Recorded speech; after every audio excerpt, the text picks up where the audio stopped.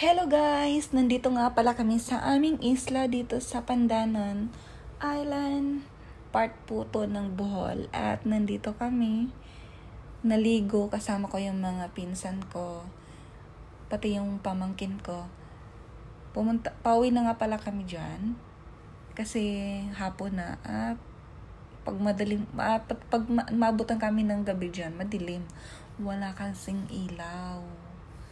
Walang mga ilaw dyan. Sobrang dilim dyan na part na yan. Papunta dun sa mga bahay-bahay. Walang ilaw dyan. Kaya kailangan naming umuwi.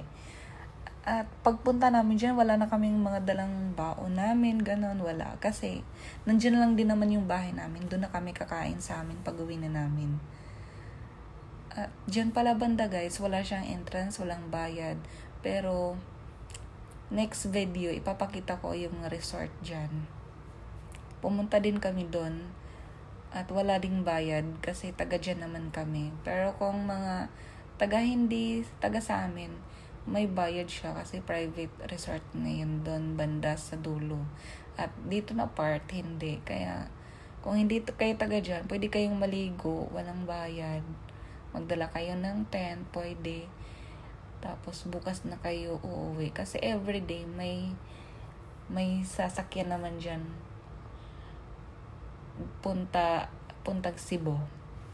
Puntang Cebu. Kung gusto niyo pupuntang Cebu, nasa mga almost 2 hours yung biyahe. Kung Lapu-Lapu naman, nasa 1 hour lang. Pero pag pumunta kayo mismo sa Bohol, nasa mga 35 minutes lang Bohol na. Parang nasa gitna kasi kami. Kaya mamili kayo kung saan niyo gusto pag nandyan na kayo. Pwede kayong mamasyal sa Cebu, pwede kayong mamasyal dito sa Bohol. Basta pwede lang din. Kasi may sasakyan naman. Meron kayong masasakyan dyan. Pag pumupunta kayo dyan. At saka ako, pumunta ako dyan kasi nga 5 years na ako hindi nakauwi. Kaya halos araw-araw pumupunta ako dyan, naglalakad.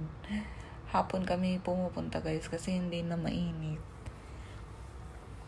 Wala din namang bayad. At pumunta lang kami nun para mag-TikTok, maligo ng dagat, magtampisaw, yun lang. Tapos, uwi na din kami. Wala nga palang tao dyan, kami lang yung tao dyan kasi hapon na. Kaya diba, ang sarap mamasyal dyan pag mga ganyang oras. Kasi walang masyadong tao. Ganyan talaga dyan, guys, every day. Every hapon. Wala masyadong tao. May mga naglalaro, mga bata, ganun lang. Kaya tahimik talaga dyan. Masarap magbakasyon dyan, guys.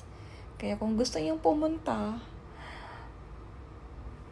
ipasok niya sa mga bucket list niyo pag pumunta kayo ng Bohol. Kasi, mura lang din mga bilihin dyan sa isla namin. May mga presko na isda kung gusto niyo. Pwede kayong bumili. Meron naman. Yun lang, guys. Bye-bye.